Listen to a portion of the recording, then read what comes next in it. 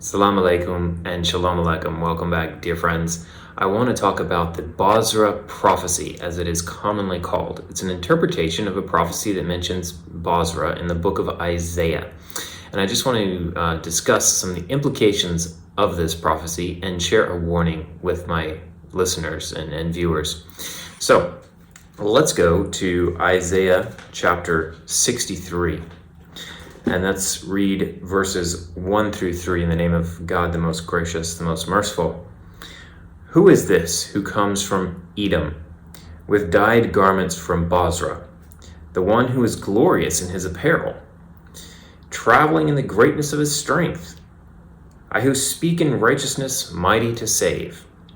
Why is your apparel red and your garments like one who treads in the winepress?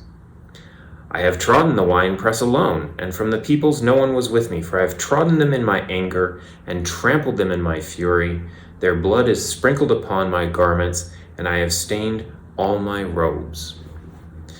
So, the common interpretation amongst evangelical Christians of this particular verse, of course we know Edom is in the modern day country of Jordan, and Bozrah was one of the main cities in Edom. And so this would be in southern Jordan, out there in the desert near Petra somewhere. And the common interpretation is that this is a future prophecy, that Isaiah is speaking of the last days, and that this is when the Messiah returns, that there will be a great slaughter in Edom, and that many will be killed, many who dwell there in Edom will be killed, and that is why his garments are red. But I want to set that on a shelf for one moment, and I want to go to another saying in the book of 2 Thessalonians, and then we'll come back to the Bozrah prophecy. Because many evangelical Christians believe that when the Messiah returns, when Yeshua or Jesus Christ returns, that he will come first to Bozrah and kill many Muslims there. I mean, obviously it would have to be Muslims because that's who dwells in the land of Edom today. So he's going to kill many Muslims. Of course, that's the enemy of Christianity, right? And that's why, of course, the Messiah is going to kill all these Muslims. And then he's going to go to Jerusalem and establish a 1,000-year millennial kingdom and reign there in Jerusalem. But I take issue with that interpretation. I personally don't believe it's accurate, and there's a warning I want to share with you from the words of the Messiah himself regarding, I believe, this interpretation and this idea of the end times and the return of Yeshua the Messiah. So in the 2 Thessalonians 2, verse 3 and 4, it says, "Let no one deceive you by any means, for that day will not come unless the falling away comes first, and the man of sin is revealed, the son of perdition, who opposes and exalts himself above all that is called God or that is worshipped, so that he sits as God in the temple of God, showing himself that he is God." All right, so what does this have to do with the Bozrah prophecy? And what does the Messiah have to say about these two things? What is the link between these two things? In this verse, we see someone who is a antichrist type figure. He is definitely against the Messiah because he's claiming to be God and he's sitting in the temple of God. Well, that would be in Jerusalem, right? And so there's a warning here about someone in the future trying to pretend to be God, right? And possibly doing that in Jerusalem. But let's go to the words of the Messiah himself. And this is found in the Gospel of Matthew, Matthew 24, verse 26. And we'll read down to verse 27. 26 and 27 from Matthew 24. "Therefore, if they say to you, 'Look, he is in the desert,' do not go out. Or 'Look, he is in the inner rooms,' do not believe it. For as the lightning comes from the east and flashes to the west, so also will the coming of the Son of Man be.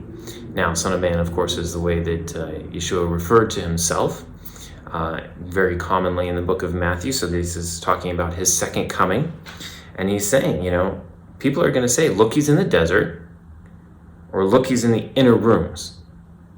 Now, the Greek word for inner rooms there means the inner chamber, right? And we know that in the temple, there was an inner chamber. It was the most holy place. It was actually a cubic structure in the very middle of the temple that held the very presence of God during the time of the previous prophets. And he would show his glory there to the priests. So anyway, that was the inner chamber. And so what is Jesus warning against here? He's warning against people going out to the desert or looking for him in the inner chamber. And specifically in that order. This is just absolutely fascinating, because the common and growing interpretation of the Bozrah prophecy is that Jesus appears in the desert and then goes to the inner chamber in the temple. Wow, this is a warning. The words of the Messiah here are a warning against this common interpretation called the Bozrah prophecy. All right, now what was Isaiah talking about? Was he talking about the second return of the Messiah and the Messiah coming back and killing a bunch of Muslims? No, heaven forbid. I mean, that was not the mission of the Messiah. The Messiah, when he was here, when Jesus was here and he walked the earth, he said, my kingdom is not of this world. His kingdom is not of this world. He's not a tyrant. He's not a murderer. He doesn't go around killing people just to kill them and establish his kingdom. That's not what he's about. That's not what his message is about. And to say that that is what, the Messiah is going to do when he comes a second time, no. Now, the wicked will be killed by the brightness of his coming, right? But he's not out there going and, killing people with the sword and getting their blood all over his garments and then setting up a kingdom here on earth. That wasn't his mission the first time. It's not his mission the second time. And so I want to go to Luke. Luke 21 is actually a parallel passage to Matthew 24, as well as Mark 13. But in Luke 21 here, verse 27, it says, then they will see the Son of Man coming in a cloud with power and great glory. So after all these things happen, the Son of Man comes in power and great glory, and it's on the day of judgment then that the wicked are slain by the brightness and the glory of God, right? Also, if we go to Acts chapter 1, there's a reason why Luke talks about a cloud and makes a point that Jesus said, not in Matthew, he says, the coming of the Son of Man will be like lightning shining from the east to the west, right? It's going to be across the whole sky. Everyone's going to see it. It's not just some guy in the desert. It's not some guy in the inner rooms. Everyone is going to see it. Everyone is going to witness. It's a pretty miraculous feat for the entire world to be able to see an event like that. And then Luke goes further in recording additional words and saying that he'll come on a cloud.